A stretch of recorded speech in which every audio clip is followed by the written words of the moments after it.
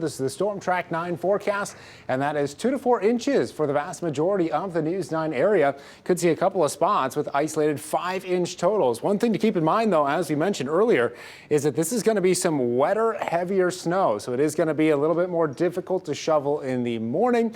If you fire up the snowblower, it might bog down a little bit more due to the heaviness of this snow. You'll notice the northern part of the state just looking at a trace to 2 inches, and then south of around Wood and Portage County, we're also seeing a trace to 2 inches. There is going to be a little bit more mixing with rainfall further south, as well as a dry slot developing during the morning. We're going to show you all of that here in our future track coming up in just a second. Let's take a look at the winter weather advisory outside tonight. You can see that's for the vast majority of the state of Wisconsin. So we are looking at a few inches of development. That issued by the National Weather Service indicates some impactful winter weather. And you can see this system is just now breaking into the western edge of the state and some parts of the News 9 area.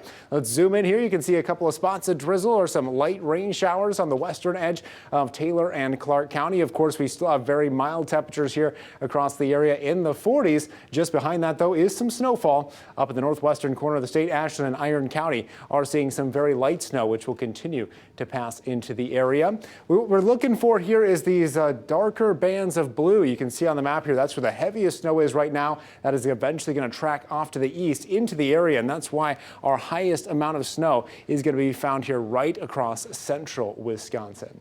Future track forecast going to show that development as well. You can see by 9 o'clock, most of the snow will have moved in, starting at around 6 or 7 o'clock tonight. You can also see a little bit of mixing here in the southern extent of this system, but by around midnight tonight, that mixing should start to turn into all snow. For the early morning hours of Thursday, we're looking at some pretty consistent snow showers. You also notice that dry slot here around central and southeastern Wisconsin. Thankfully, this snow system doesn't continue for Thursday. You might see a few flakes waking up early, but by the time we hit 9 or 10 o'clock, pretty much dry across the state of Wisconsin, just a little bit breezy, and you can actually see some sunshine lifting in from the southern half of the state.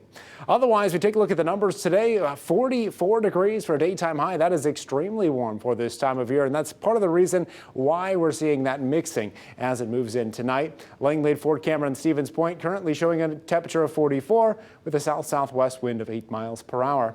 Overnight temperature tonight down to 28 degrees, moderate snow developing. Forecast high tomorrow around 30. Definitely chillier, especially with that northwest wind 15 to 25. That's going to put our wind chill around 20 degrees or in the teens. 7-day forecast moving forward. Chilly on Friday, only 22 degrees. Some sunshine for this weekend, and then partly cloudy skies continue into next week.